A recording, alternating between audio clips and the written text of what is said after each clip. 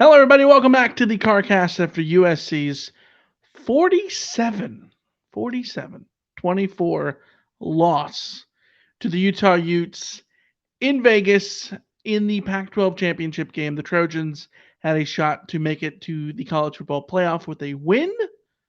They did not get that, and we're going to talk about it, give you our reactions, and so much more here on this podcast. As always, you can follow Reign of Troy on Twitter and Facebook.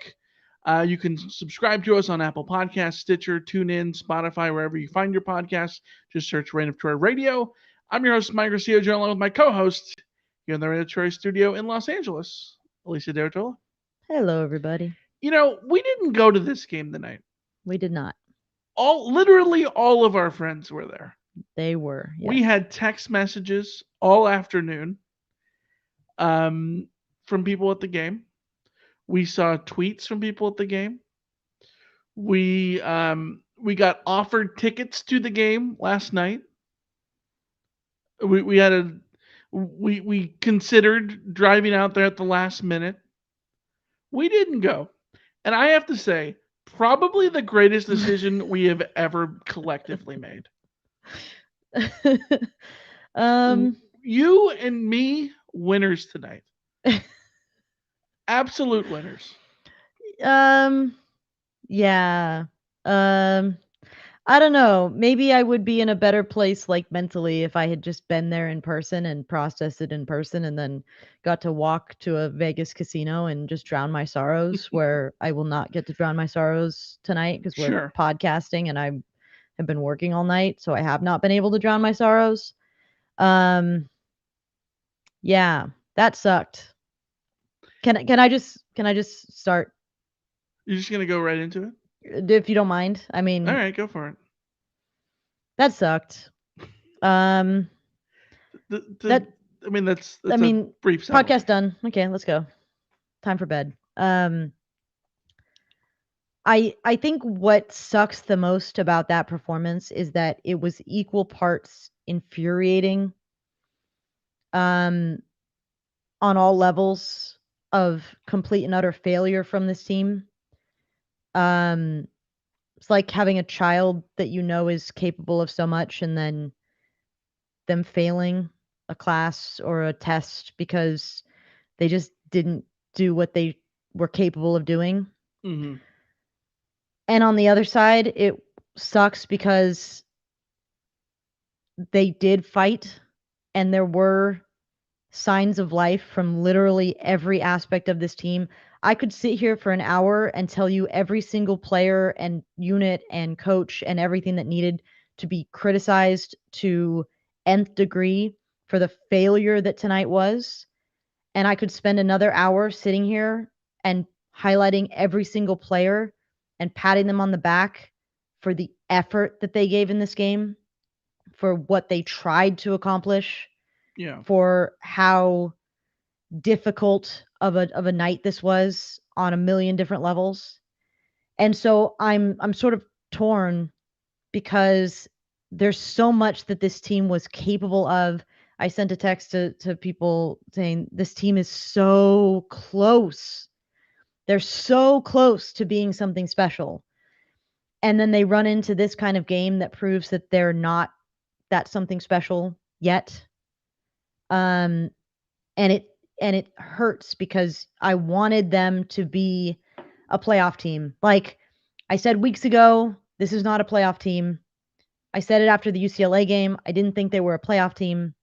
And the Notre Dame game almost convinced me that they could be a playoff team. And this whole week, I convinced myself that if they beat Utah, they would be a playoff team. And then we were talking about, like, well, what if they got a good matchup? And what if Caleb Williams went off? And what if? And it just sucks to get brought back down to earth with something that I already knew on an inherent level, that this team is not a playoff team. This team was not ready for the playoffs for the same reasons we've seen this entire season. It's disappointing to be brought back to earth. But then there's like this war between the disappointment and knowing that this team is hours ahead of schedule that they weren't supposed to even be in this position.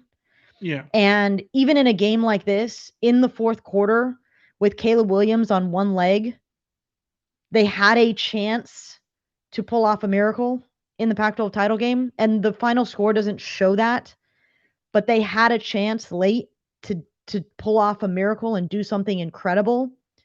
And they just fell short.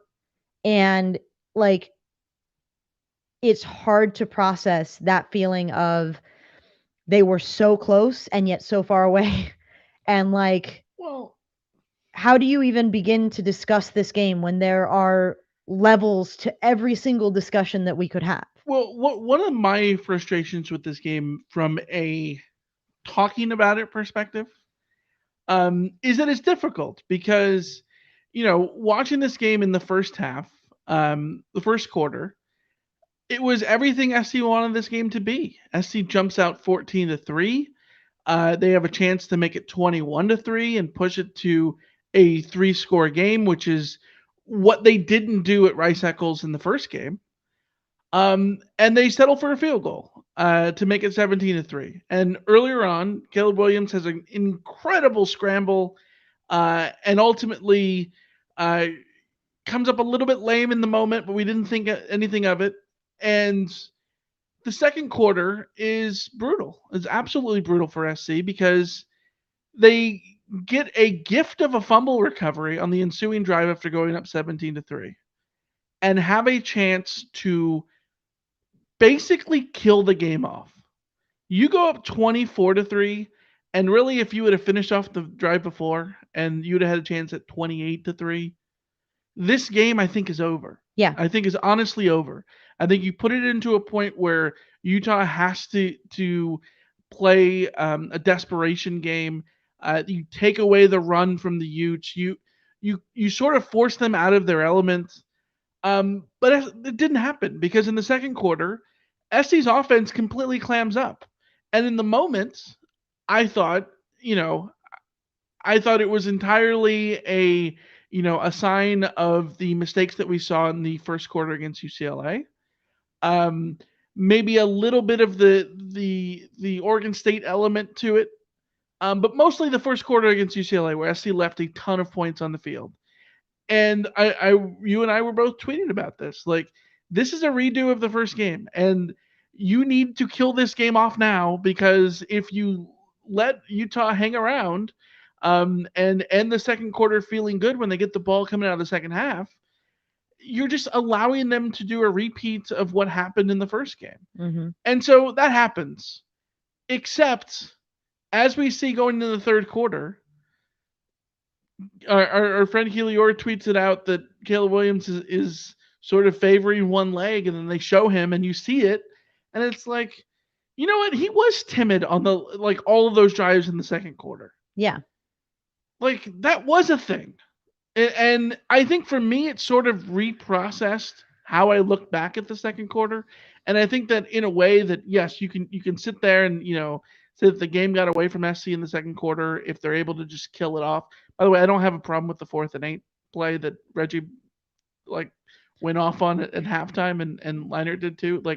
Don't have a problem with it then. I had no problem with them going for that 4th and 8. What I had a problem with was the 2nd and 1 play that ended in a sack. That was the issue, not the 4th and 8. Yeah, and SC gets into a point where they end up not being able to take advantage of a gifted turnover, and they don't take advantage of what could have been 28-3 ifs and buts and canyons and nuts and all that stuff. Sure, where they come out in the second half tied at 17, and now suddenly Caleb Williams is hurt, and I suspect that if we're calling it a hamstring or whatever it was, looked like a muscle injury. I suspect that tightened up during halftime. It had to have just gotten progressively worse. Yeah. Right. And then the entire second half, you watch a gimpy shell of a man at quarterback. And it's sad because in this game, Caleb Williams makes his Heisman moment, which is that incredible run in the first quarter. For me, that was the Heisman moment. Yeah. And he probably makes a second Heisman moment in the fourth quarter when he leads a touchdown drive. But everything between that and after that, it was brutal to watch. He wasn't the Caleb Williams that we had seen in the first quarter, that we had seen all season long. And suddenly, we had everybody knew that this team without Caleb Williams was not going to win a national championship. Wasn't going to win a Pac-12. Wasn't going to win a Pac-12 title. No. And that would have been the same for Oregon, not without Bo Nix, and it would have been the same and for Washington Utah without Penix. Yeah, like that's the same for all of Utah those teams. without Cam Rising is not in the Pac-12 title game. Exactly. Like, these right? things, yeah. That is how these things end up coming to be. And for SC to sort of be in a game where they could go into the playoff, and then what makes this team tick, and we knew that this was a faulty team that relied incredibly on their offense to the point where you knew that you were going to have to win games in shootouts more than likely, and they did that against UCLA. For the offense to be the one that sort of crumbles in the end, and I know that SC gave up 47 points in this game, but we're going to talk about the difference in the offense and the defense here. For me, it's the offense crumbling because of the health issues. Andrew Voorhees does not play. Huge loss. I think SC can weather Caleb Williams being hobbled. I think SC can weather not having a run game, and SC can weather not having Andrew Voorhees. You cannot weather all three at once. Yeah. And that's what SC had in this game. And when you don't have and then throw in Brett Nealon getting injured too. Yes, and Brett Nealon gets hurt, and at that point, there is nothing. The pillars of what made SC great this year, which was an offensive line led by two studs on the offensive line in Voorhees and Nealon, who was a big catalyst for the running game, opening up gaping holes and all of that. If that's gone, that takes away so much of the options that the defenses have, or gives the defense, more leverage. And we saw that they could just get after Caleb Williams and be able to blitz the house, not worry that he was going to escape, and they could blitz knowing that the run game wasn't going to be there to put Utah off kilter. Everything goes against what SC is doing at that point. They're completely against the back is against the wall. You need the defense to come through, and we always knew that this was a flawed defense that wasn't going to be able to hold its own when push came to shove. They could do it at times. They did it against Oregon State. They did it over the course of different moments. Against UCLA, they stepped up in their moments, but they still gave up 45 points in that game, and you knew you were going to have to score 1,000,000 points to sort of make up for this offense or this defense. That's what this team is. That's what this team was. Yeah. And when you get put in a position where your Heisman winning quarterback, presumably, is not the guy who he was before because he's injured, it just, I don't know. It makes it really difficult to. I'm not going to sit here and say it was all about the injuries and there's no chance, and that SC didn't lose this game before or after. That would be foolish to say, and I'm not going to sit here and say that this proves that SC was a paper tiger all along because they're nothing with Caleb Williams. That's stupid too, because this team did have Caleb Williams, and you could say that about literally every team in college football. Just about that, you take away their starting quarterback and suddenly they're not as good. Oh, shock! It's not a burn to SC that they are a 3 or 4 loss team without Caleb Williams. Ohio State would be in trouble without CJ Stroud. Yeah, and so on. That's just how it is. Michigan would be in trouble without JJ McCarthy. Right. Utah would be in trouble without Cam Rising. Right. They, just watch the Washington State game and the slugfest that was to see what injuries can do to a team. And frankly, if USC was playing a lesser team, they would have potentially been able to overcome those injuries. But we said in the preview, this is a well-coached Utah team, and you can't do that. This is a damn good Utah team. Kyle Whittingham is a damn good coach, and they came to play and they didn't get demoralized early, and that is a sign of what Kyle Whittingham and them are. USC got the short end of the stick, and it sucks, but that's what happened. USC got the short end of the stick. Utah took advantage. It's not easy to take advantage. They could have given up in this game, so kudos to them. USC could have done a million other things to help themselves in this game, and they didn't. And I think that's where I'm frustrated is I understand the Caleb Williams thing. Yeah. He's hobbled. I understand the Andrew Voorhees thing. Losing him is huge. Yeah. Literally. Yeah. I also understand I've been saying the defense is what it is. I got dogged on previous podcasts for saying that the defense is not good. I mean, are we going to not have that discussion? Because the defense is not good, by the way. Yeah. But at the same time, we knew that going in. We knew that going in, and that's the thing is where I'm frustrated in this game is that for me it was all about timing. Everything was about the timing. Number one, even if Caleb Williams was feeling the effects of an injury in the second quarter, my beef is with Lincoln Riley for not, number one, recognizing it, and number two, not adjusting what they were doing on offense until halfway through the fourth quarter. Yeah. Because USC has a fourth quarter touchdown drive because they go to a very simplified, quick passing offense. And guess what happens? USC's athletes make plays and they get into the end zone. Yeah. In the second quarter, USC did the thing that is always my complaint about this USC this entire time is when the quarterback needs help or when the offensive line needs help, i.e., they need to not have a situation where they're dropping back and long developing plays and the defense is able to get to the quarterback. In those situations, USC should go to a quick passing offense, and they don't. They persist with this long drop back, no routes within 15 yards. Caleb Williams has to do something special to make something happen.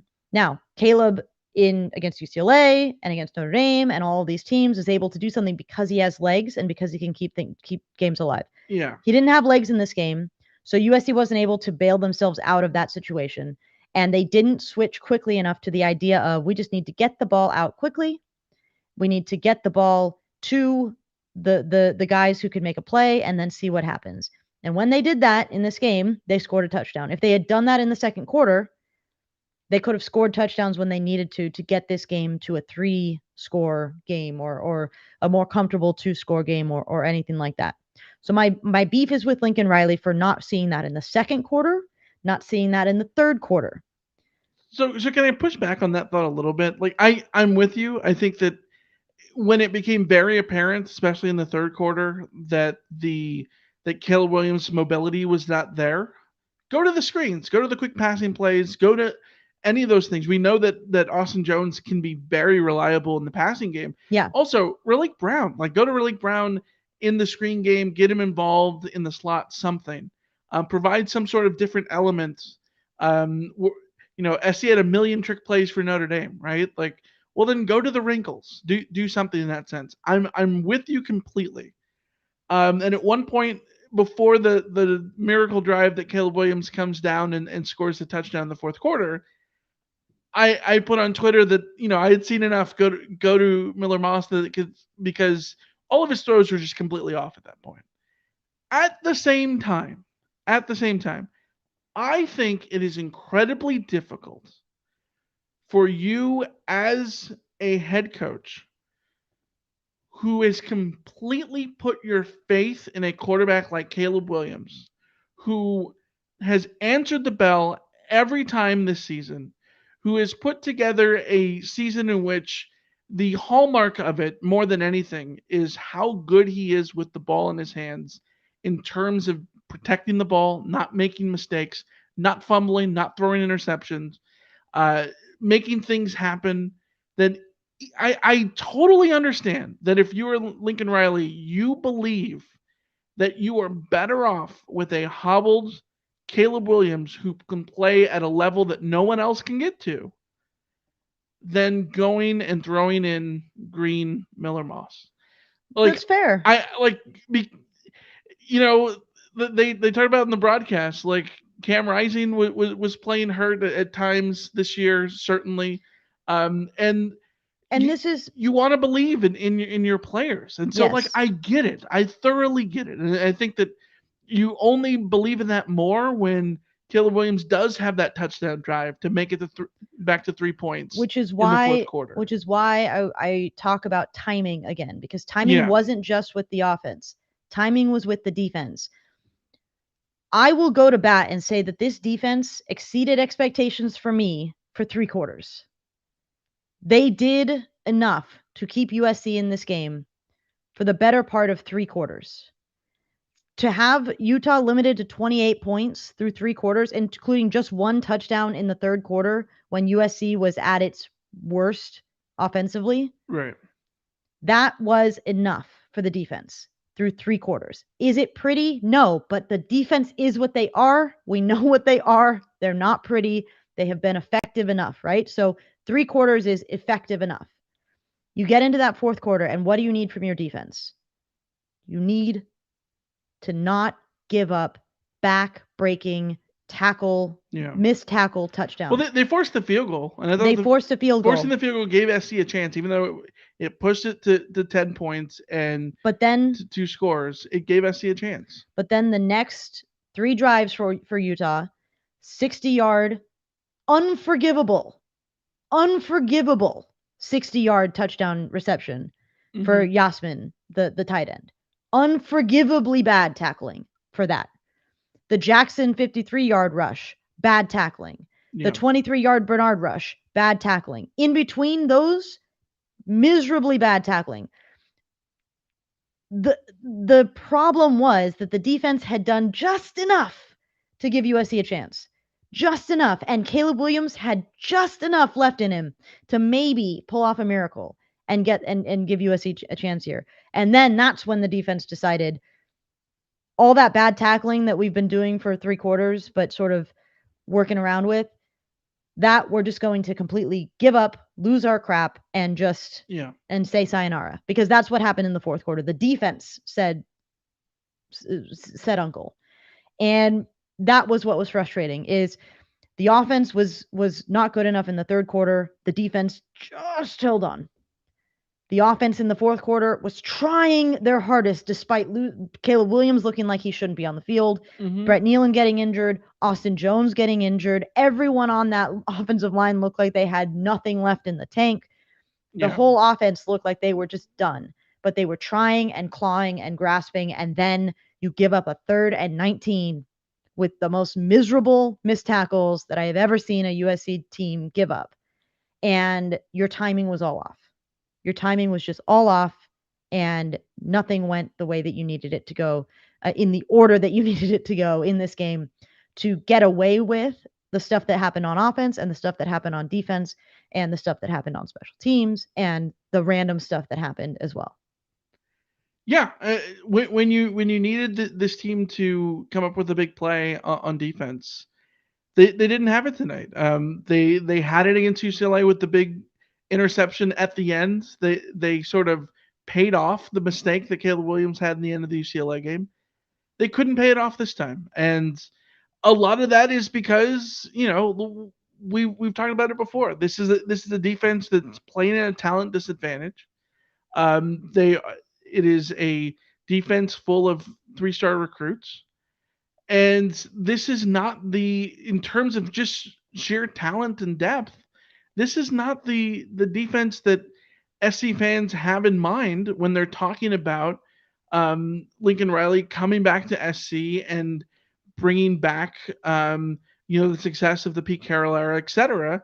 Like, these are not even remotely close to the defense in terms of personnel. No. And I know that there's a lot of frustration with Alex Grinch, and I get it. I thoroughly get it. It's fair to be mad at Alex Grinch after this game. He has to own this game for sure. Right. I thoroughly get it. Giving up 90 points to Utah in 2 games.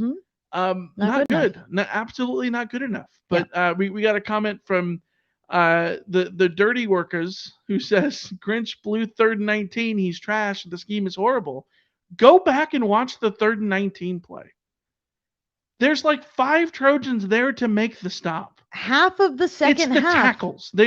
This entire game, I thought, or even earlier on in the run game, I thought SC was in position so many times to make a tackle at the line of scrimmage, Get the and stop. it would turn into a 5-yard game. The guy would Mhm. fall forward, he'd make a guy miss, etc.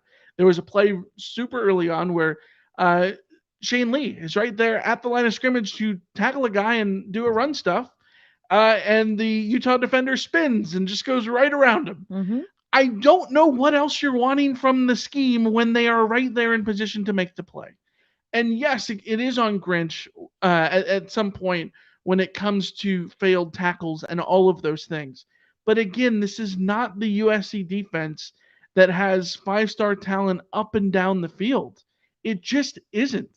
And so, compared to the offense, it is a talent disadvantage. And they've got to be better than this. And Alex Grinch got more out of a defense with similar talent at Washington State, and Mhm. he's got to be better. But Yes. the idea that, like, you know, suddenly firing Alex Grinch after this game, and I know that this game is not just a one-off. This for the defense. The reason that you and I have sort of talked about like this defense just is what it is because of how the defense has progressed throughout the season. I think they started off very good early on in the season. Um, and they waned into mediocre and then bad at different points. Like I get it, and maybe we're too lenient on Alex Grinch, but I go back to it's year one. This team just led the country in turnover margin. They are at a talent disadvantage in so many areas. They have the sack leader in Tuli Tuipulotu. Um, But and but very but very little else on that defensive line. Very yes, little at linebacker. They've got some talented guys, I think, at corner. But those were also the guys who we have seen be surefire tacklers for much of the season, and they were missing tackles because they right. were just over eager half the time. Um, you've got so much limitations on this defense. Alex Grinch cannot afford another season like this one at USC. He No, doesn't I get agree. the benefit of the doubt. But in year one, yes, I am going to extend a lot of benefit of the doubt to everyone on this staff in year one because I watched every single second of USC football in 2021. And I can tell you, it was bad. Well, Bad, bad, bad, bad, bad. So they are working from the lowest of the low that I've seen USC. So I'm gonna give exactly. them the grace to say, show us what you got in year two. But if year two is the same, then yes, absolutely. Fire Alex Grinch, fire everybody, blah, blah, blah.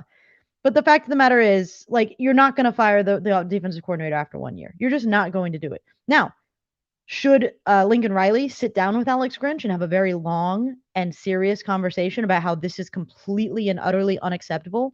And should Alex Grinch have a long sit down with his defense and say, this is completely and utterly unacceptable and something has to change or changes will be made, whether it's coaches or players who are getting on the field or anything like that? Yes, absolutely, you do that. Um, but Yeah, it's just we're not gonna say that USC is gonna fire Alex Grinch after year one. yeah. They went 11-1 in the regular season, 11-2 overall at this point, and yeah, and there's comments in the chat about like Corey Foreman being the number one recruit, and yes, 100%.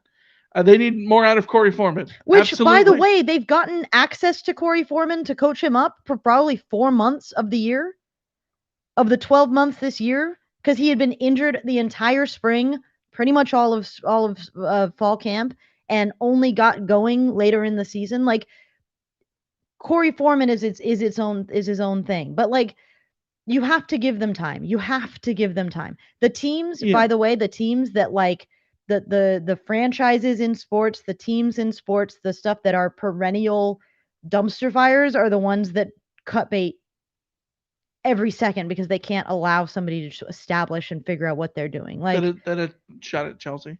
yes, that's a shot at Chelsea and many other Premier League teams, but also football, NFL teams, and all that kind of stuff.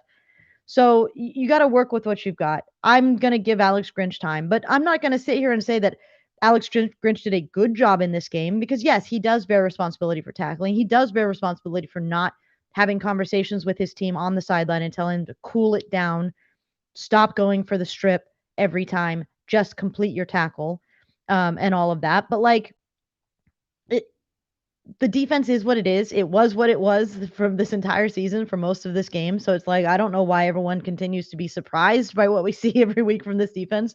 They are who they are. Yeah.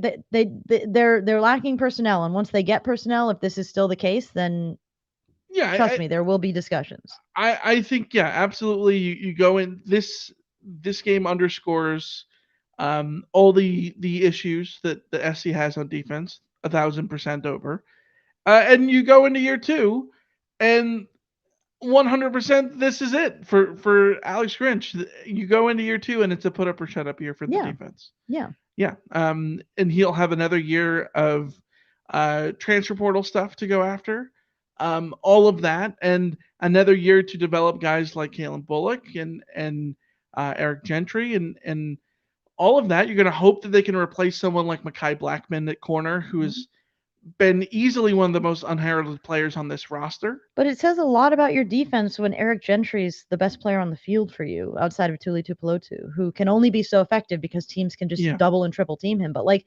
Eric Gentry is a major work in progress who needs to put on like 50 right. pounds and needs to learn how to, wrap up a tackle every once in a while. Like this defense is extremely flawed from a personnel perspective. There's a lot Yeah, of work to do. But at the same time, you know what? This offense, which has been elite for most of the season, they're also year one. They're also making mistakes that could have changed a game, that could have created a different result. So it's difficult. I saw yeah. somebody in the chat who was saying that like they don't want to hear the sort of like it's been a good year kind of stuff, but it has been a good year. It has been a great Hold year. on, hold on. You don't want to hear that it's been a good year. So, like, well, then what is there to do? Is it Yeah. to just wallow? Yeah. Because like I understand the people um who believed. I understand that at the very beginning of the year when I said that this team would be 9-3 and you said they'd be 10-2, and people gave us shit for not saying that they'd be a playoff team straight out, Yeah. because of the transfer portal and all that stuff. But those people were the extreme minority. Unless you were one of those people at the very beginning and you were just riding out that wave of like championship or bust in year one, then what frame of mind is there to have when that is the takeaway here? I understand this is a heartbreaking loss. I understand that this is a game that shows all of the deficiencies on this team outside of Caleb Williams. I understand that this is a game that you look at the score, and if you didn't watch the game, you'd look at it and say SC lost by 23 points to Utah, and that's embarrassing. I get that. But this is year one of a team that just went 4-8 last year, had like 30 new players on the roster. This team hasn't gone to the playoff ever. Like this wasn't this, not to make a soccer reference because I know that upsets people. This isn't the Belgian national team that had time after time after time of a golden generation, and this was their one shot Yeah. at getting to the playoff and winning a title. This is not that. This is a team who and a program who is way ahead of schedule, with Lincoln Riley coming to the Coliseum literally a year ago. Literally a year ago. And we sat here 3 days ago, 2 days ago, really, it was Wednesday night, and reading emails from SC fans saying how great it was to sit here and enjoy football again 1 year removed from the end of the Clay Helton era for real, even though he was fired in September, but the end of that season in 2021, and how different everything is. So I know that it sucks right now, and I know that people are mad, and I know that people are sad, and I know like I grew up watching this team from when I was a little kid. And I know that like 6-year-old me would be crying my eyes out right now. But I'm not 6. It's not the Like end of I the see the world. perspective now. You know what I Yeah. mean?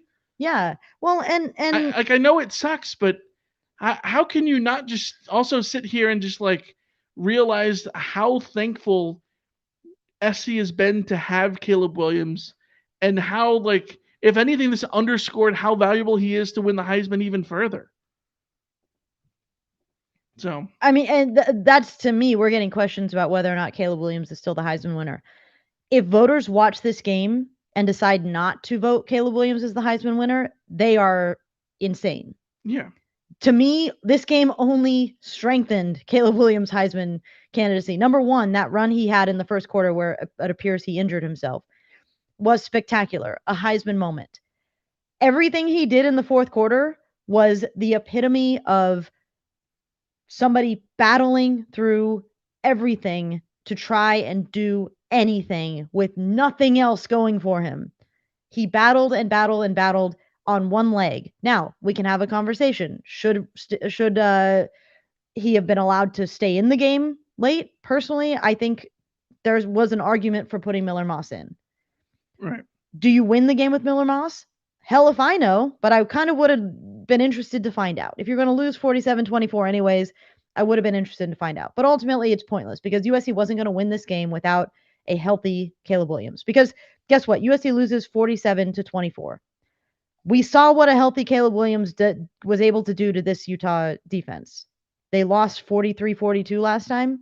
So Caleb Williams, we knew he could put up 42 points on this defense. So if USC was going to lose 47-42, I don't know. They could have won 48-47. I don't know. Whatever it was, we might have seen a situation where, yeah, it was fully on the defense, but a healthy Caleb Williams still went out there and did what he did against Utah. Yeah. An unhealthy Caleb Williams almost put USC in position to win this game. Like, I don't know how you can watch this and think anything more than he solidified his Heisman to me. Like, Yeah. It's just you know what it was like watching Caleb Williams tonight? It was like watching. I hope friend of the program Nick Shook's not watching, but it's like watching Game 7. And Aroldis Chapman is pitching in the ninth inning and has just nothing left, but somehow gets through the ninth inning. And like to me, that was that drive in the fourth quarter where it's like this dude has nothing. He has nothing. He's put it all out there all season long.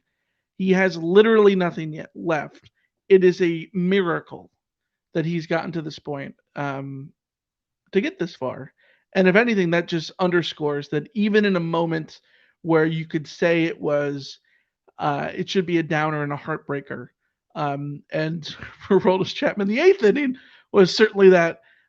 For Caleb Williams, this game should be that because it's the loss and it's the game that keeps him out of the playoff and all that stuff. But it did nothing more than underscore how valuable he is to USC and how valuable he is to the Heisman Trophy race. Yes, absolutely. All right, we've gotten a bunch of questions. There's a bunch of chatter in the chat. By the way, before we get to all the chats, a moment of recognition for Utah here. They're a damn good team. Damn good team. Yeah. Kyle Whittingham, puts the Utes in the Pac-12 Championship game for the fourth time in 5 years, and I'm with them on the broadcast. Whittingham and Brock Hewer talked about not counting the COVID season. You know us. We don't count the COVID season either. Even though that was the COVID season which benefited USC, of course. But this is a team that has turned the Pac-12 into theirs. And, you were always going to have, SC was always going to have to be on their game to beat a Utah team, which is why the whole, Utah playing the, oh, well, no one believes in us. Yeah, it's like, guys, no. Oh, here we go. And everyone's crowning Caleb Williams. Like, all of that stuff, super tongue-in-cheek, but that's coach speak. That's is what it is. Kyle Whittingham is an exceptional head coach who has created a program that is year in, year out, consistently strong, if not great. And I see a lot of people asking about like the defense and all that kind of stuff. Like, how could you lose to this Utah team? How Utah doesn't have as much talent as USC, all that kind of stuff. Are you going to quote James Strohs now? I don't know who you're referring to. That's probably better off. No. Okay. Well, my point is simply that what Utah is a reflection of a decade of Kyle Whittingham building a program. Yes, right. What USC is this year is the first step of Lincoln Riley building a program. And there are differences. Like having an established program does help you win games because every single one of those players that played on the field for Utah tonight were recruited by Kyle Whittingham and his staff. It makes a difference to have your guys in place, ready to go, knowing your system all the time. USC is not the finished article. No, but this is why we look forward to the future with USC. If Lincoln Riley can build consistency the way that Kyle Whittingham has built consistency at Utah, he's going to dominate whatever conference he's in. Yeah, well, I mean, to be in the position where SC was, to be a 45 minutes from the playoff, and to do it against a team like Utah, which SC was trying to do, like it's a testament for how bright the future is for SC as it stands right now. And the future remains bright for Utah so long as they have Whittingham running the show. That's my firm belief. So all right, they're the team to beat in the Pac-12. They continue to be it. We got a ton of questions here on YouTube, and the reason that I bring up Utah is because if you're watching us here on YouTube, there are a ton of people in the chat wearing the bright red of the Utes, and some wearing the crimson of the Oklahoma as well. And we y'all must have wonderful social lives. Well, you don't have to go that far. I'm just saying. We welcome the patronage. We welcome the patronage, but I have already put a message in the chat, and I will reaffirm that if you're just here to troll, I'm not interested. SC lost. What do you expect? Let's go to a question we got from or a message we got here in the chat from Glenn. I'm using this Carcast as a grief counseling session. There you go. Yeah, I mean that's what we're using it for. To just sort of process some very complex feelings about a really disappointing game. And I hope that we help USC fans in there who are earnestly trying to process a very disappointing game. And what can we do? Spoo says, why do we choose to be fans of a sport that does nothing but kick us in the figurative balls? Because we are all masochists in the end. Yeah, everybody, every sports fan. That's all it is. The crazy thing about being a sports fan is you sign up for something that is going to make you sad. Like 97% of the time. Mm-hmm. Like realistically. Well, because USC, I mean, you can't even be happy after you're 11-2. You've experienced 11 victories and 2 defeats, and everyone's losing their crap about how everything is miserable. And I'm not going to be a hypocrite.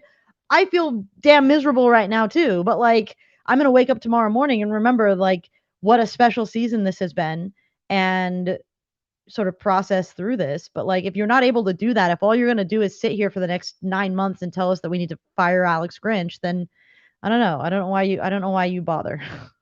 Well, this is the whole like part of it is the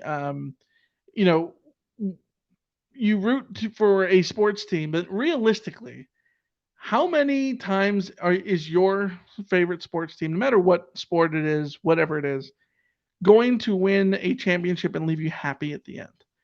It's rare. Like, legitimately, it's rare, right? And so you're literally signing up for something to be mad 97% of the time. Literally, only one team gets to end the season with the trophy. Yes, but that's why I love college football, because it doesn't have to be that way. You get USC the bowls, baby. Well, I mean, they're going to ruin it with the 12 team playoff. I love that's a whole other side of things. Jasper Smith says, what bowl will we get? It's going to be the Cotton Bowl, more than likely. January 2nd, most likely in a matchup that plays out well for SC. SC, all of the projections for the Cotton Bowl, I believe the Cotton Bowl gets like the last pick or whatever, has been that the Cotton Bowl is going to have the group of 5 top team, which is going to be like Tulane, UCF, not USF.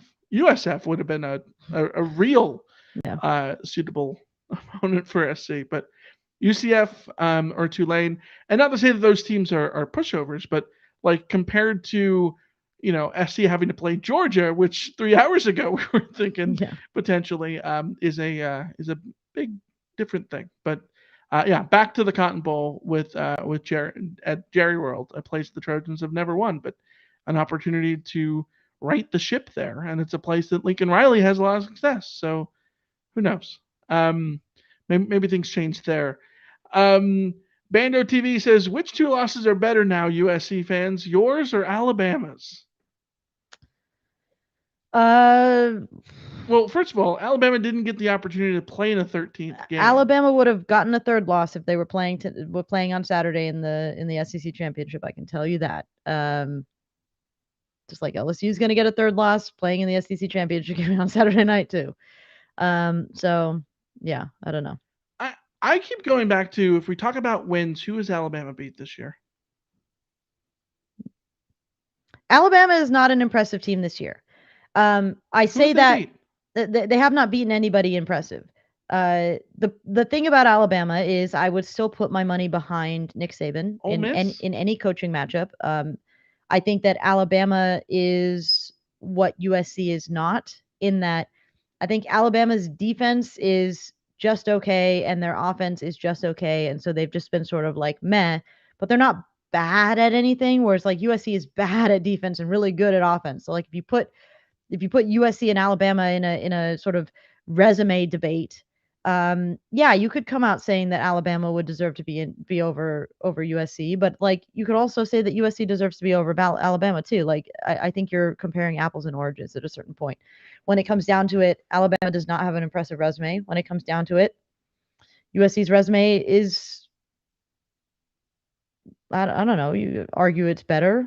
Is it worse to lose to the same team twice? I don't know. None of this matters in the end. It's not a factor. It doesn't matter at all. Yeah. The underdog says hindsight is 2020, but should we have put Miller Moss in? Okay, so we talked about this a little bit earlier. I think that my issue with the Miller Moss thing is, number one, it's very hard to take Caleb Williams out. Number two, I, sitting at home, would have liked to see at least what Miller Moss could have done, but also Lincoln Riley on the field there at that game. Would it have been fair to put Miller Moss into that game with the offensive line playing the way that they were? Would it have been fair to put him in without the support of a run game? Yeah. I don't know. I think it would have been interesting. I think I would have been just curious enough to find out, but also that is the last spot you want to put your backup freshman quarterback into a game. That's just where I'm at. Like that's the last spot you want. Yeah, in the moment, like I tweeted. There's a tweet out there, me saying there's time to put Miller Moss in. That was before the drive that Caleb Williams came down and led the touchdown in the fourth quarter. But I'm really with you. I think the biggest thing is it's the play calling despite all of that, and that's where I think that Lincoln Riley can take some criticism in this game, is that they didn't go to more screens and quick passes and all those things. They were still relying on everything working as if the offensive line wasn't without their best lineman, and as if their Heisman expected to win quarterback was at 100%, and as if Austin Jones wasn't dinged up and not having his best game either. So like I don't know that the offense was necessarily put in the best position, and part of that is because Caleb Williams has just been, like we talked about, has been so damn good that I thoroughly understand why you sit there and believe that Caleb Williams is still going to figure it out at the end of the time. And he did he did against Oregon State. But after the point where I was saying, just throw Miller Moss in there, he did figure it out and let a touchdown drive. So like I don't even know. Yeah. It was an impossible situation. The fact of the matter is neither Caleb Williams nor Miller Moss were going to create a comeback for USC when the defense gave up the 3 touchdowns that they did in the fourth quarter. Yeah. Ryan Valente says, how do you think Helton does with Caleb Williams? Dude, we're going there. Really? Let's moratorium. It's been over a year. We spent a significant portion of the season with people yelling at us to stop talking about Clay Helton, so I think we're going to apply that. I think the Clay Helton era is only relevant at this point to say that SC is just over 1 calendar year removed. That's it. I don't know what else to say. Um, Cameron says, "Do you think the turf played a role in the game?" No, let's stop talking about the turf and the crown at Oregon State. This wasn't Soldier Field in December. They weren't playing in Oakland with the A's infield in there. No, I don't think that the turf played a role. Did you think the turf played a role? I saw a lot of people on Twitter saying that. Personally, I didn't see anything in particular that made me think the turf played a I role. There are a lot of like NFL players who are Yes, arguing against turf, and like maybe there's something to it, but if it was the case, like in this game, we've also seen USC suffer significant injuries on on grass. grass. Travis Dye busted his leg on Yes, grass just in a freak accident. Like it is very hard for me in an individual game to separate that it was the turf versus if they had been playing on grass, would yeah. Caleb Williams not have pulled a blame, or would Brett Nealon not have had his whatever happened to his I leg or anything? Like it's um This is like blaming we can't say. I mean special teams. Um, Strength coaches for injuries. I understand why. I understand how you get there because you want to have someone to blame. I get Yeah, it. I yeah, thoroughly get it. But like, and I understand that when someone gets hurt on field turf, that you want to feel wronged, and you want to feel like there was an excuse for those things. And I'm sympathetic to like the NFL players that want to get turf banned at all these different places. Um, I'm sympathetic to those ideas because I'm not playing on the turf. mhm. What do I know? The only thing that I know is I've seen a million games on grass where these things happen there too, and it's all this like I don't know that the numbers actually bear it out that the turf is that worse. This is not the AstroTurf from like 1984 that ruined Andre Dawson's knees. You know what I Yeah. mean? Like it's not that. Um, yeah, it's I like talking about things that we can point to with more than just a hunch. So Yeah. I get it, Cameron. I just can't do it. Um, Francisco says, "What's better, an elite defense, blah offense, or elite offense and blah defense?" Uh Fight ask on, Alicia and Michael. ask Iowa how much they enjoyed their season and then get back to us. So What's better is having a good being good at both or being elite at yes, one and good at one. Like if you're gonna be, it doesn't have to be a zero sum game. You can be good at one and elite at the other. Like it, you know. I think if it's being elite at one and bad at the other, Give me the on it offense. I'd rather watch honestly, it. give me the better offense. Yeah. Now, if we're talking about like having a world class offense or defense and a mediocre other side, then yeah, I think that you can go with the defense. Like there's a reason that Georgia I think is going to be the favorite to win the playoff, and that's because of their defense. And yes, But you know defense what? wins championships in that sense, but they're the only well Michigan's defense has been great this year too, but like they're the Georgia's only on another defense level. that I feel confident in that would shut down everybody. But you know what else though? Georgia has a really good defense, like exceptional, Right. And elite, they're not as good as they but were their last year. offense is very good too. Like Stetson Bennett is a dog. Like he is the mentality. He might not have like the talent that you want, but he's got the mentality that you want. You Right. got you've got athletes at wide receiver. You've got running backs. You've got an offensive Brock line. Bowers at tight end is like the best tight end prospect Yeah. in like a generation. So like Georgia is the example of what I was talking about, where they are elite at one and good at the other. Like they average Yes. 38.3 points per game. Like it's not like they have a bad offense. Right. Like the They're not reason they're the Iowa. favorite is because they have an elite defense and a good offense. Right. So yeah, Yeah. both. Por qué no los dos? And I go back to there's a reason that Nick Saban has gone all in on offense. Like he not that he's gone all in on offense to the detriment of completely forgetting about defense, Alabama's defense is nowhere nearly as good as they were, 15 years ago or 10 years ago at this point.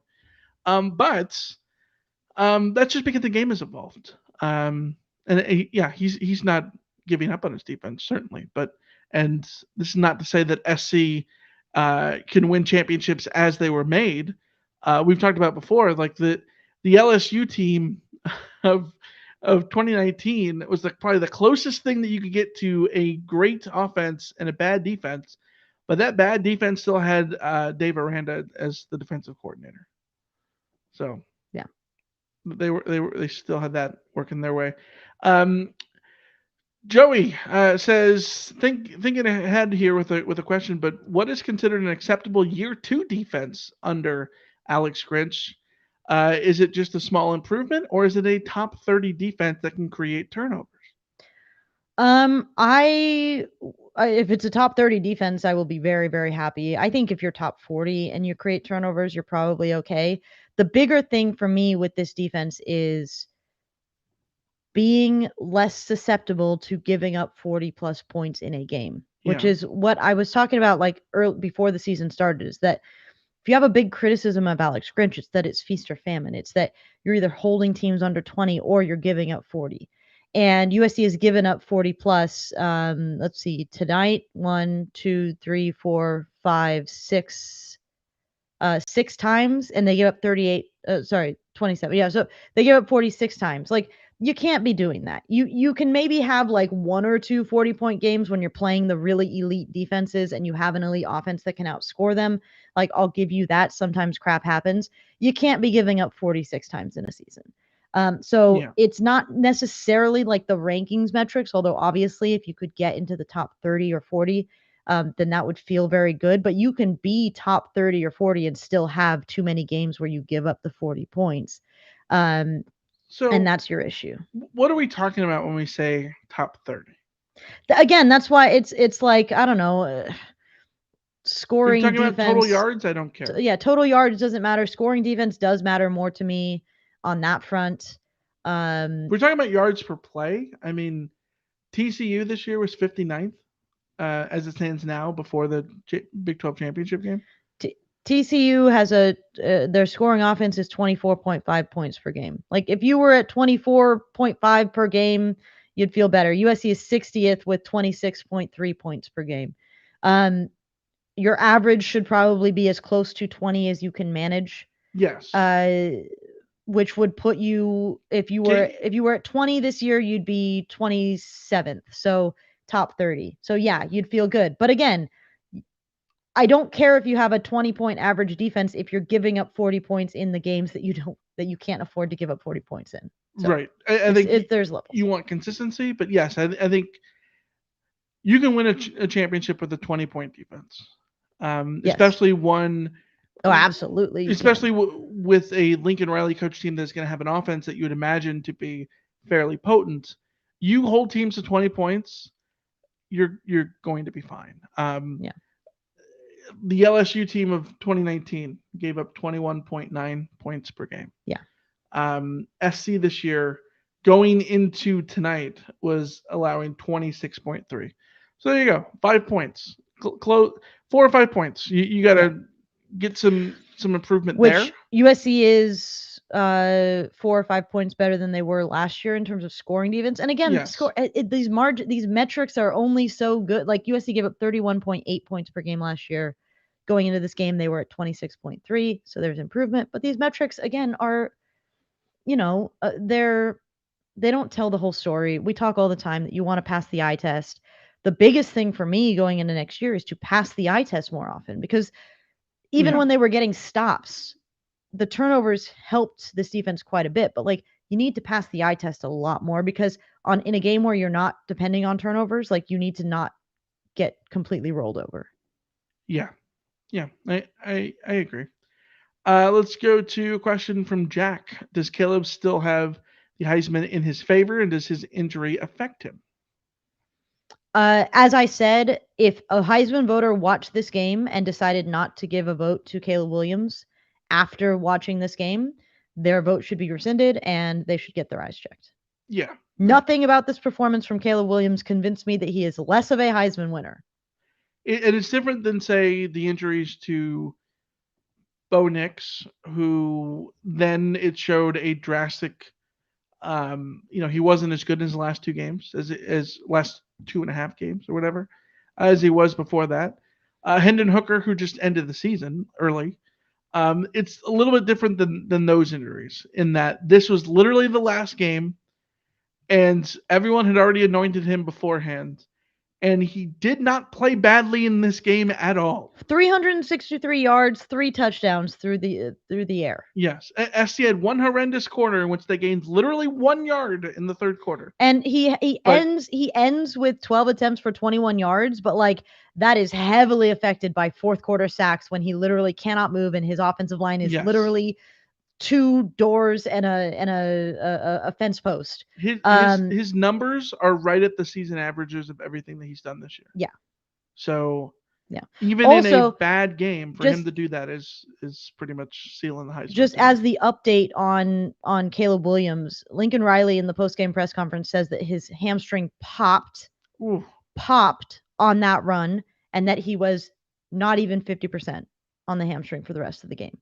So again, Heisman voters, if you watch that game, after you hear that a player had their Heisman pop during a Heisman run, and then played the rest of the game at 50% on that hamstring. Hold on.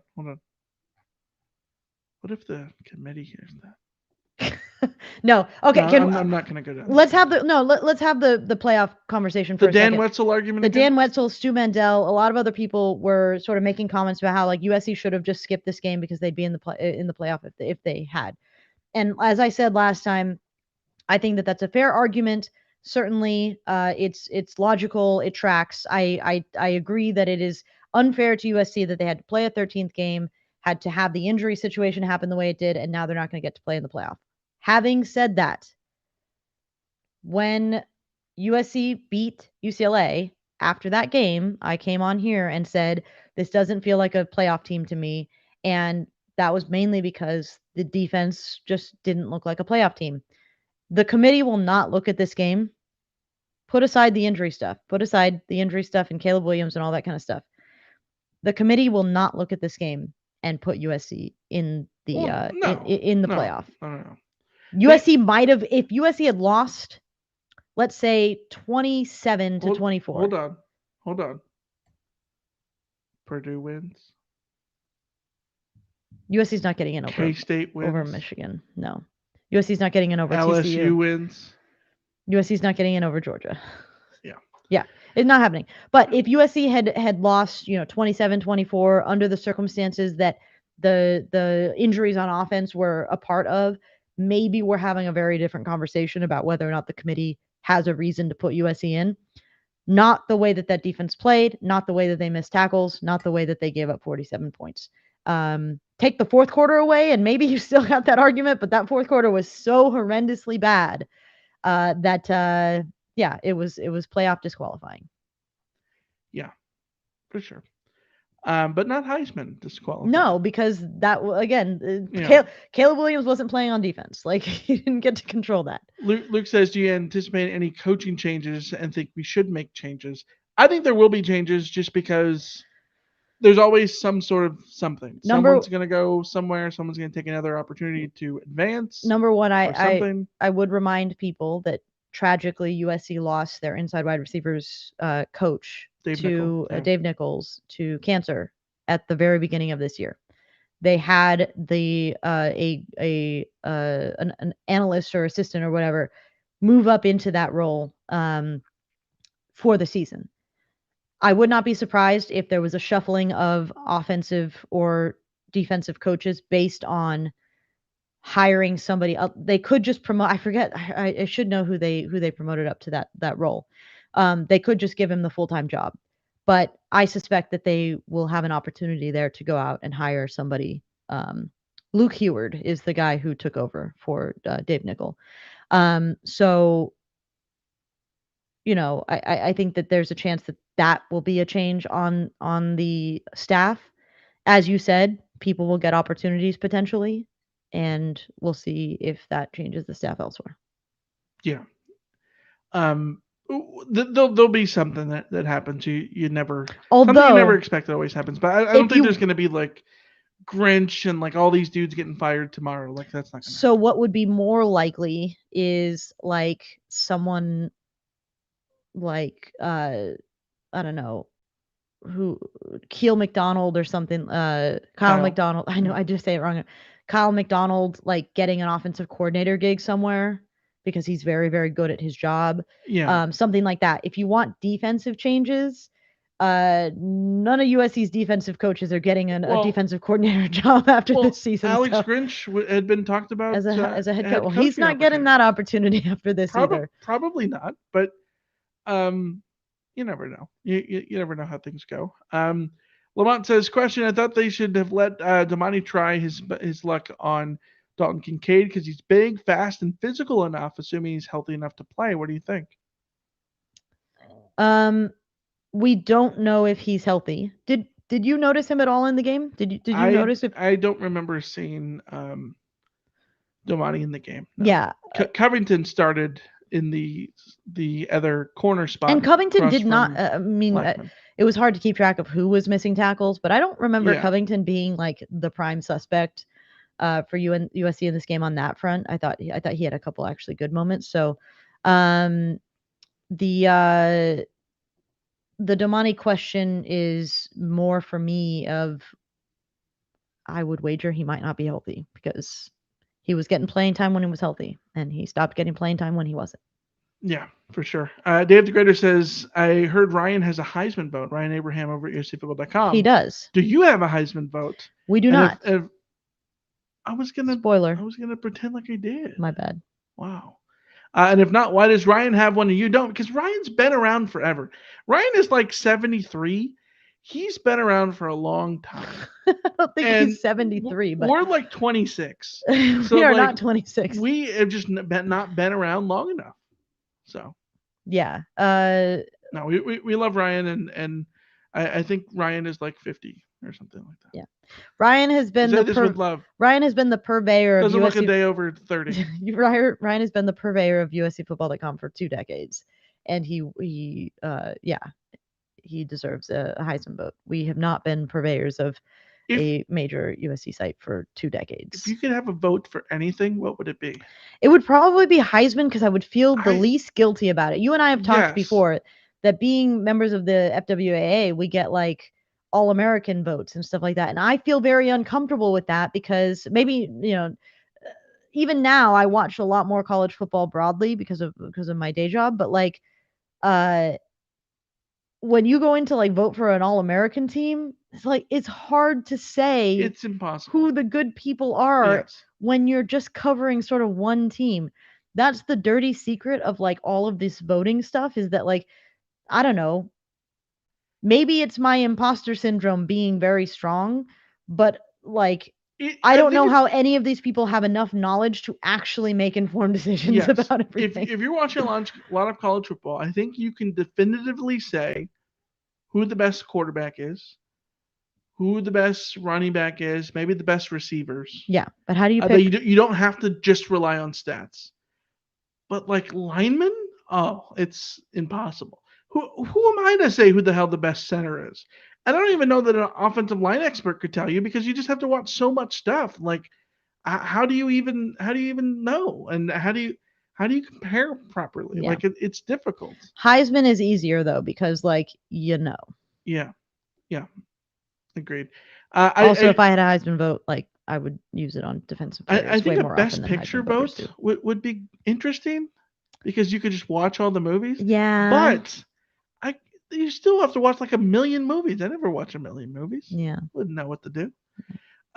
Christopher says, can we get kicked out of the New Year's Six or Cotton Bowl? No. SC is going to be ranked as the highest Pac-12 school. Period. They're not going to fall below Utah.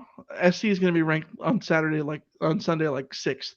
Yeah. Or something like that. So They'll still be in the top 10. They will still yeah, be a easy choice they might for be fifth.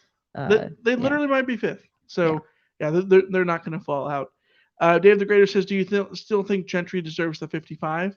It depends what we're talking about. I think a player needs to be wearing 55. They just need to give it to somebody.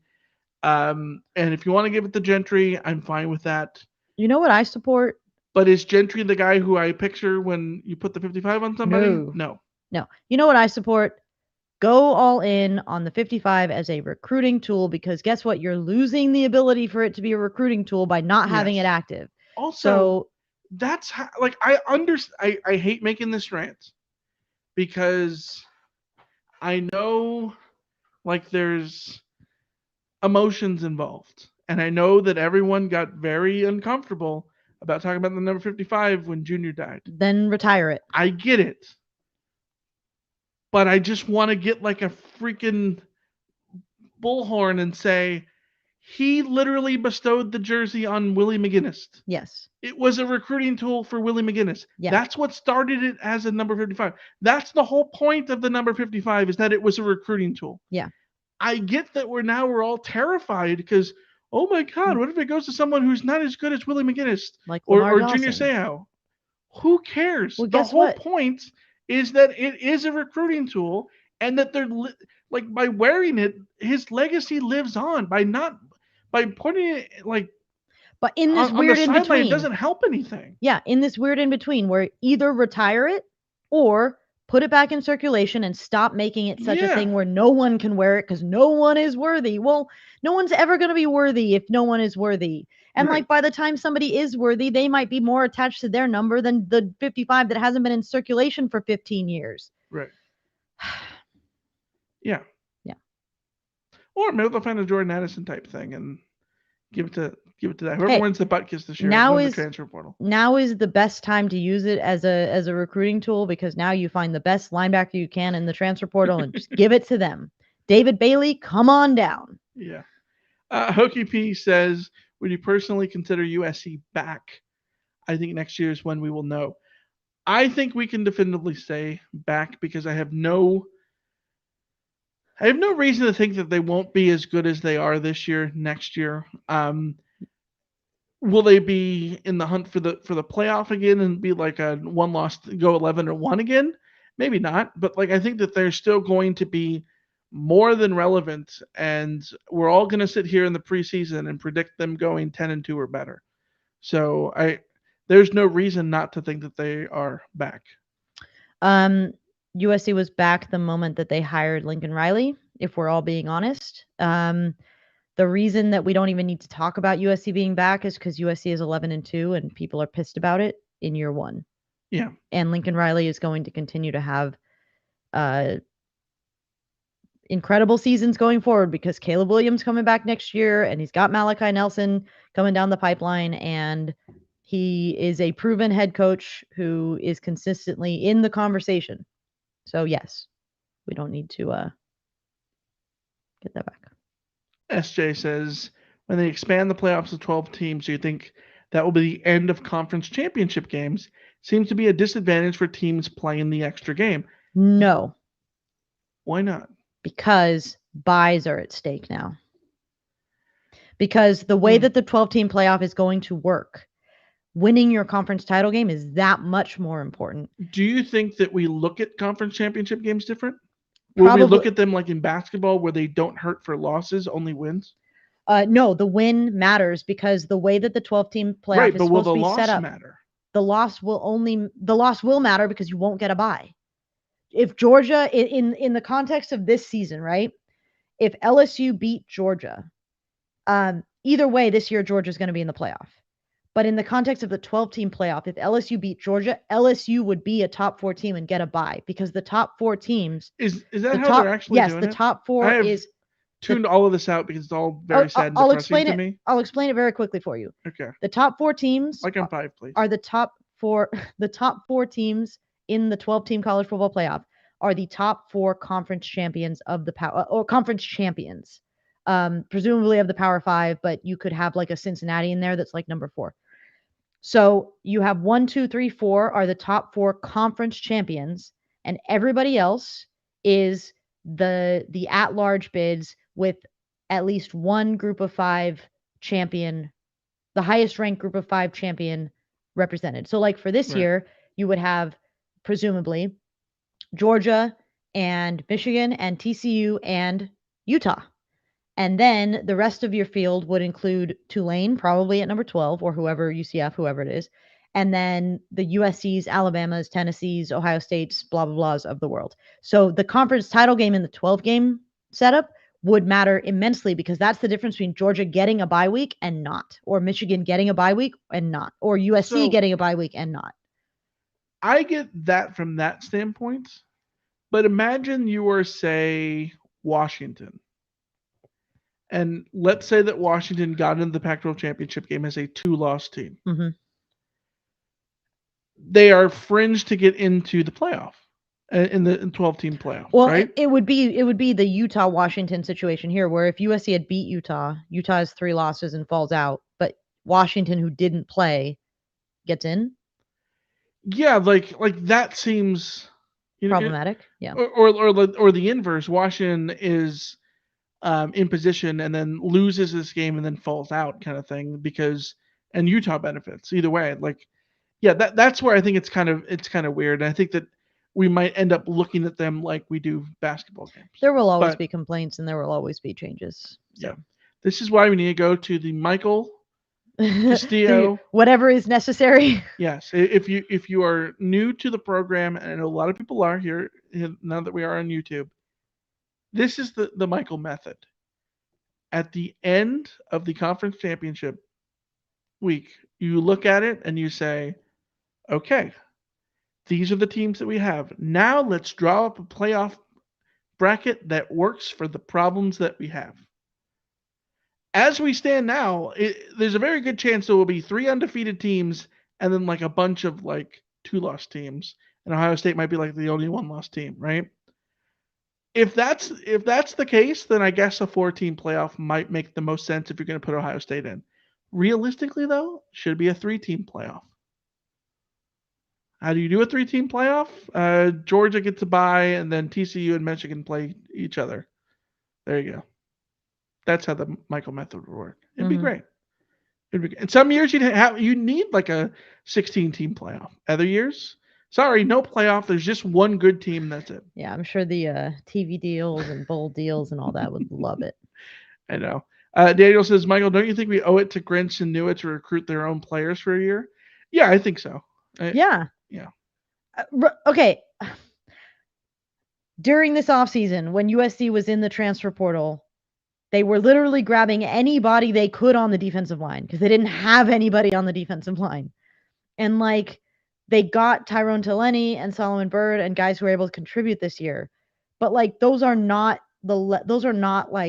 Power 5 starters in terms of profile. Yeah.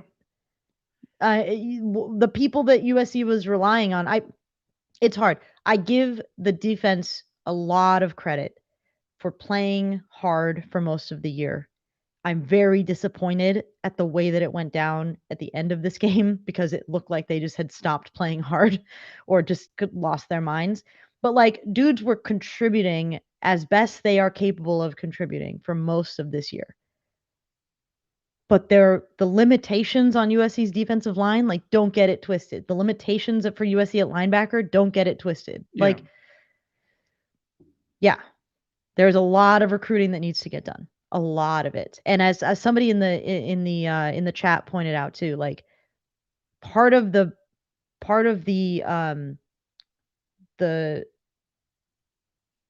formula for being a championship team is depth as well.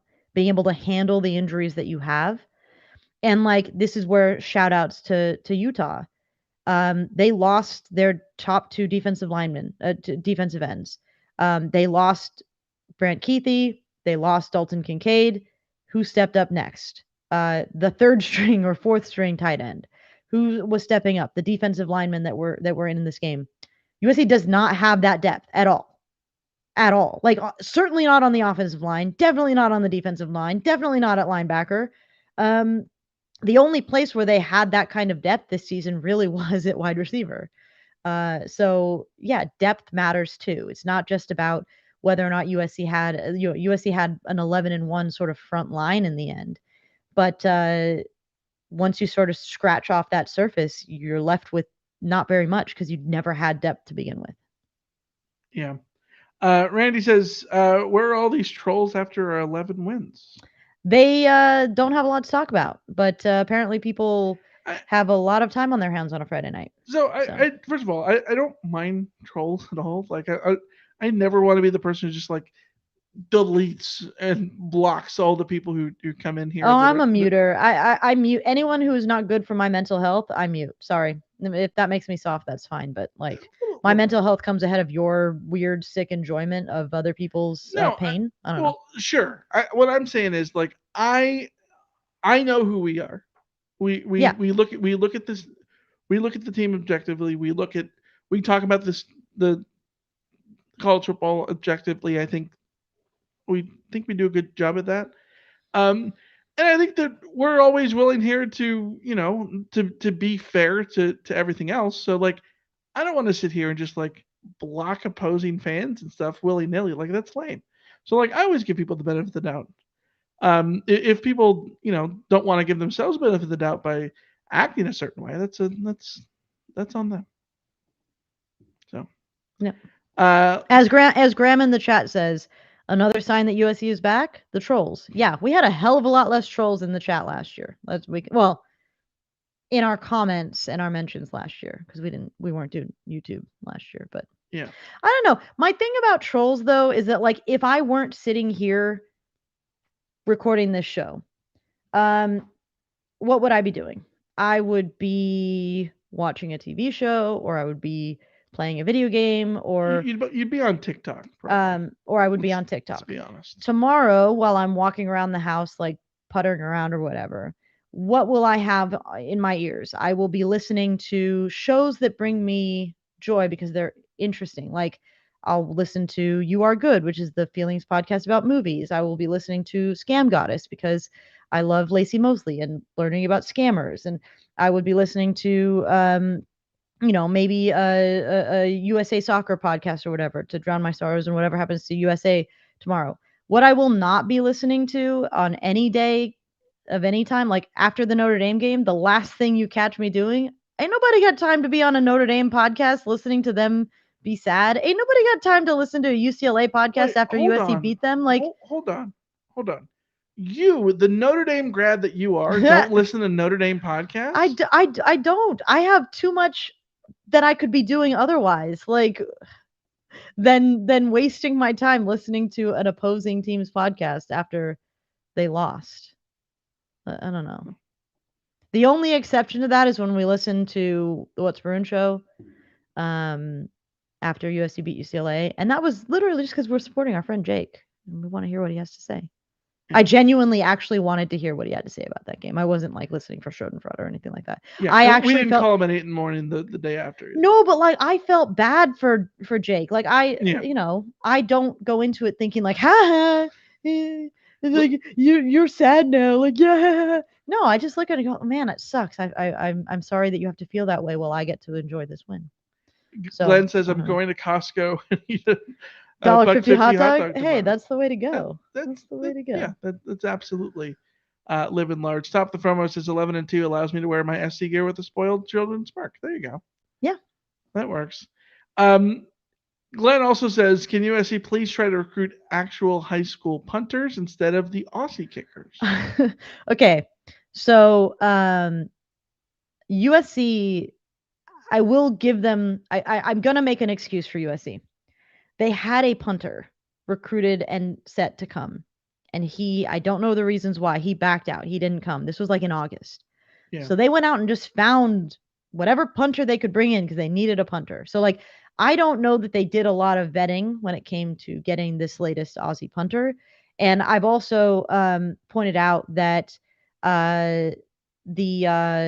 like we saw this with Ben Griffiths, his first season at USC, having never punted in a football game before, was kind of difficult for him. He had to make a lot of an adjustment. I don't know if that's the case with this punter. I will continue to say that like Caleb Williams is USC's best punter, but if Caleb Williams popped his hamstring in the first quarter, then like he couldn't be the pooch punter in this game. I don't know what USC is supposed to do. So yeah.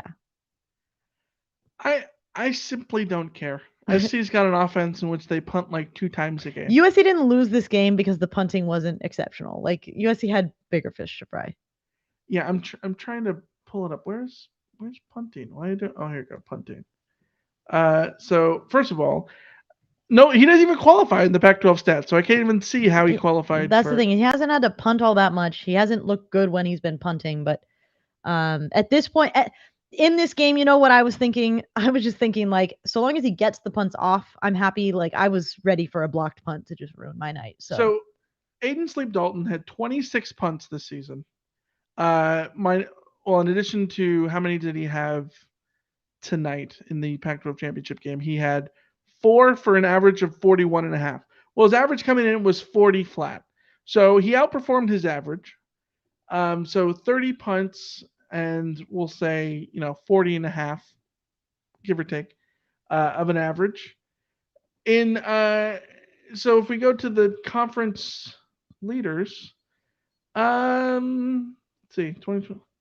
That's it's basically what mediocre is. I don't think he was. He has I not wouldn't lost judge USC a Aussie game punters this year. on Aiden Sleep Dalton. No. Well, especially when the best punters in college football, probably over the last 10 years, have more likely than not been Aussie. Like don't paint that brush broadly. USC just doesn't have a particularly great punter this year, but yeah. Robert says, if you graduated from Notre Dame, how are you a USC fan? That's what I've constantly wondered myself. Notre Dame high school, dude. Same thing. I got a DM. I got a DM from somebody. I need to pull it up. It was on Facebook. I'm Andrena. Who said, Alicia, I love your podcast, and I feel like I need to come to your defense because you get a lot of flack for going to NDHS. You could in fact, be a Notre Dame high school alum and a true loyal USC fan.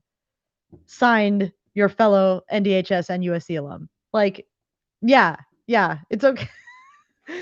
The bit confuses the new people, Michael. It confuses the new people.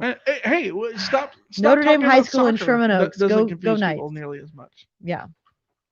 Yeah, what we need to do in the offseason. The home of Garrett Green. Home of Garrett Green. Yeah. Wait until the new people find out we're sitting in the same room. I know, right? And that we're married. Yeah. That's always a trip. Yeah. Eric asked something earlier on. He says, Alicia, can we get a rant on how we should be of this team? Be incredibly proud of this team. They are 11-2. That's more wins than I expected this season, and they did it better than I expected them to this season. This USC team beat their main rivals, UCLA and Notre Dame, both ranked teams. This USC team is ahead of schedule. This USC team has a Heisman winner at quarterback, or he will be a Heisman winner at quarterback. This USC team has dealt with adversity and played hard, and that doesn't always mean that they've gotten the wins, but they've played hard while doing it. Caleb Williams put his body on the line tonight. Austin Jones put his body on the line tonight. Travis Dye had put his body on the line all season before this.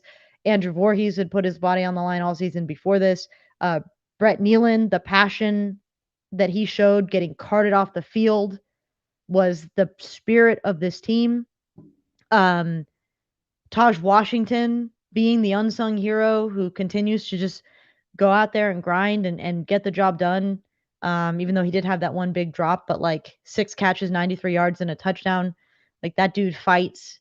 I know the defense is very frustrating. They were extremely frustrating to see them miss tackles the way that they did and to just sort of not to just not come through in the end.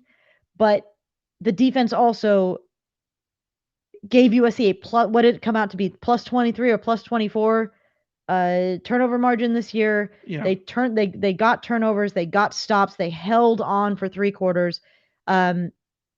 This is a team that is easy to root for. This is a team that gives you hope for the future.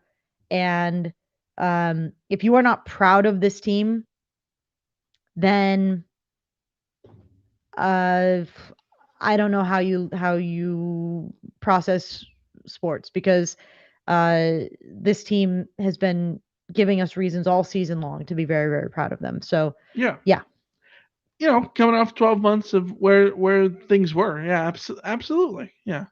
Going into the season, I thought that, Utah would be the easy slam dunk Pac-12 champ, and it ended up being a crazy season in which there were legitimately 6 teams in this conference, 6 that I think that if you put them in the Pac-12 they championship could have game, won a game. they Yeah.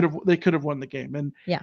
it was an incredible year for the Pac-12. It was an incredible year for SC to uh, lead all of them in the regular season, just 12 months after being a 4-8 team with a new coach, bringing back the idea of what SC could be.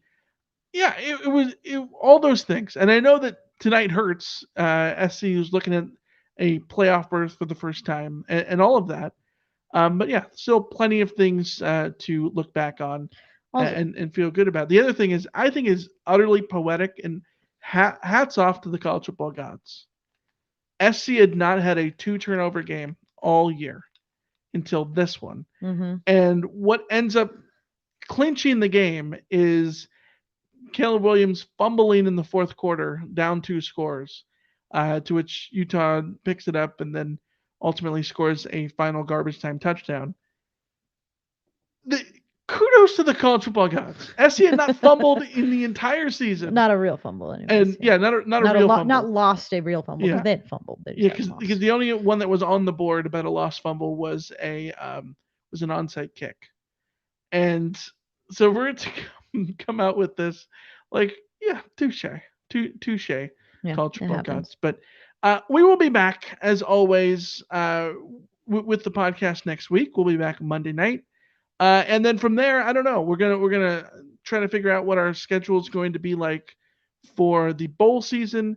SC presumably we all are under the impression that SC is going to the Cotton Bowl to face most likely the best group of 5 teams. So we'll see what happens from there.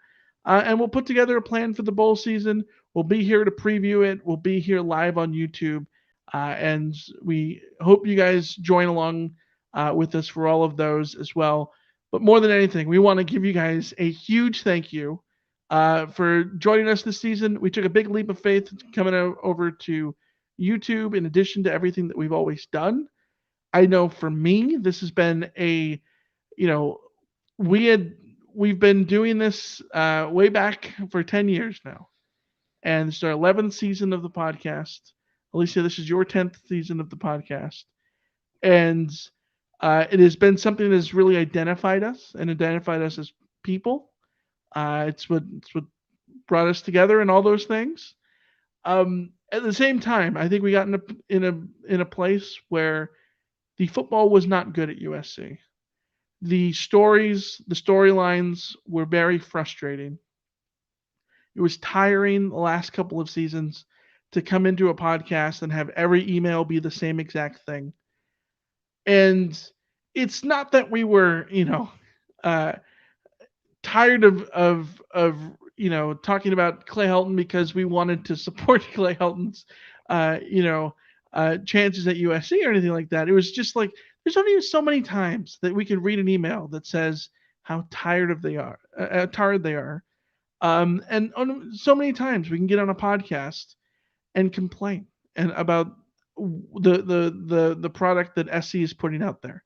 We did that in plenty of it in 2018, 2019, 2020, 2021, to the point where, honestly, Alicia, after like last season, I was very close to like walking away from this thing, from the podcast. I don't think people realize. Maybe they did because there were long stretches where we weren't podcasting. But like, I don't think people realize how close we were to just not doing the podcast anymore. Like that's how it joyless did not bring us joy. Yeah, it absolutely did not bring us joy. It was a chore. It was absolutely a chore. It was a chore. We struggled.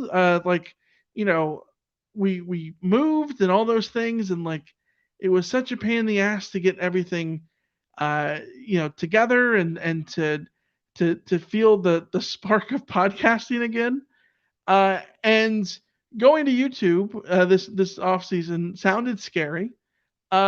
And it ultimately is worked out for us, I think. And we're now back in the position to like sit here and talk about how there's joy in the podcast again. There's joy in talking about SC again. Unlike Red Eye Jedi, who's joined us in the chat and is an Oklahoma fan, it's got to be unfortunate to feel the inverse of that is going 6-6. But when you look at SC after the where they've been, it's not just about SC being good. It really isn't. It's about us being on this podcast and having something to give you guys, something interesting to say, something interesting. Like this is the community that we've been doing this for so long, that we've met so many of you guys in the chat. And we had multiple people who we know exclusively through this podcast at our wedding. Like that's how important this community has been to us. Yeah, and so for us to get to the point where the football is fun, but like the conversations are fun, even on a night where SC has a heartbreaking loss, arguably the most heartbreaking loss in like 15 years. It's still incredible to sit here and be thankful for a long season in which everything went together well, and we appreciate you guys, and we will be back for the bowl season and beyond. So onward and upward. And I'm looking forward to the future of this podcast significantly more, both on YouTube. Maybe one day we'll get Michael a better camera so that he doesn't look like he's on potato cam. That's fine. Maybe one day we'll find a way to travel and not have so many audio issues, because one day we will not put me in charge of the audio. There's so much that is going to be exciting to experience as this season continues. And yeah, I hope you guys are all ready to come along for the ride, because I think we have renewed energy related to this podcast. And that's the fun thing about being able to come out of I was sitting on the couch watching that game, just telling someone like, I don't even want a Carcast. I just want to go lay in bed. I got nothing. I got nothing after watching that game. And then we come on here and like we have our grief counseling session and we deal with the trolls and we deal with the other people who are in here trying to process the game and be genuine fans. And then I feel much better. And now I'm like energized to say, yeah, let's get ready for recruiting season. Let's get ready for the transfer portal. Let's get ready for the Cotton Bowl. Let's get ready for the off season where we can debate who should have number 55 for the 50,000th time. I'm excited. Let's do it. Yeah. All right. We'll be back later. As always, be sure to all of our new listeners here and new watchers over on YouTube, be sure to like the stream and subscribe so that way you join us going forward. And if you're listening to us on Apple Podcasts, be sure to leave a review. We always love our reviews there. 5 stars, and we'll be like your best friend of all time. So that's always a good deal. Yeah. But I'm gonna note that we didn't read a review on the last preview episode, and I think Michael might have purposefully skipped it. Did I? Hold on. I think you did. Are you baiting me here? I'm serious. Like I was convinced that you saw it and skipped it because of what the message of it was. Okay. All right. Fine. We'll do this. BJ from Inglewood, 5 stars. The best Trojan podcast by far. BJ from Coltland. Michael knows it was Tea House way before the nachos. Carson, baby. Anyways, love the podcast for the last 7 years. A shot of Cardinal Gold for my weekly fix. P.S. I'm glad Grinch heard me when he said, when I said make DTR throw the ball. Definitely not his strong point. Fight on for life. First of all, the Narbonne just beat Carson in the playoffs. So who got that last laugh? Yeah, who got the last laugh there? Also, calling another football team the Nachos. I mean, the problem with this is, number one, my father's name is Nacho, and I like nachos. So, like, calling a team a nacho is like an insult. Like, it doesn't work for me because nachos are all good things in my life. So, yeah. Well, we talk about breakfast, like rating waffles, pancakes, and French toast. Mm-hmm. Why do we not do the same thing with burritos, quesadillas, tacos, and nachos. All 4 of those. We should. Because I'm gonna sit here and make a bold statement here. Last thing before we just completely go off here. We're already Of those 4, tacos are the worst. And I love tacos. See, I would have agreed with you until the tacos that But a coincidentally. quesadilla better than tacos. Yes, I prefer quesadillas. A burrito better than tacos. But then I think about nachos better than tacos. The tacos we just had on the Blackstone, have almost convinced me that tacos are supreme. And I've never been a tacos person. I've always been a burritos and quesadillas person. And with nachos coming up third, and then tacos fourth. But if I could have those tacos every week, they were good. But then again, the same melted cheese. It was like a quesadilla. The same ingredients that are in that were in those in those tacos, you could put in a quesadilla and it would be fire. So I don't know. Randy on YouTube says you can't stack them. You can stack nachos, baby. You can stack nachos. Well, yes. You can stack. Mr. Broom says burritos are greater than tacos, are greater than nachos, are greater than quesadillas. Okay, but the quesadilla thing, almost in agreement. But quesadilla being last is the same reason why pancakes are sort of an in betweener, or just the ceiling is lower on quesadillas. I think the ceiling is the lowest of a taco. The tacos have the lowest ceiling. Because like I said, those tacos we had on the Blackstone just transformed my life. Yes, but you could have also if it was a quesadilla on the Blackstone, it'd be just as good. That's the thing is and part of it was that they were El Pastor, and I never realized that El Pastor is what I need in my life. El Pastor. El Pastor. Just think about it as a guy named Al Pastor. Yeah, Al Pastor. Yeah, it's not El Pastor. It's not the Pastor. Who would have thought Al Pastor this El Pastor tacos that we got in freaking Puyallup, Washington would be the best thing that I've ever eaten. But you never know. All right, head over to Vallarta and see if they have El Pastor. We've been going too long. This another troll of ours, Matt Kuma guy in the chat, is turned into all caps wronging us. So it's time for us to wrap it up. So well, he did say chilaquiles are breakfast nachos, and he is correct. So he's right on that. See, I like calling them chilaquiles because it sounds cool. Chilaquiles. Yeah. All right. Until next time, we will see you. We'll be back Monday to talk more about the fallout of everything, take your emails, and so much more. Until then, have a good time with whatever you're doing. Bright and early in the morning, U.S. and Netherlands. So let's get it. Yep, the transference from Spain's scary. Okay, we're not going to talk about Germany losing 2. Okay, we can't talk about that here. Yeah, too. You're having a rough time. You really need the U.S. to come through for you, don't you? Yes, yeah, it's been a rough week.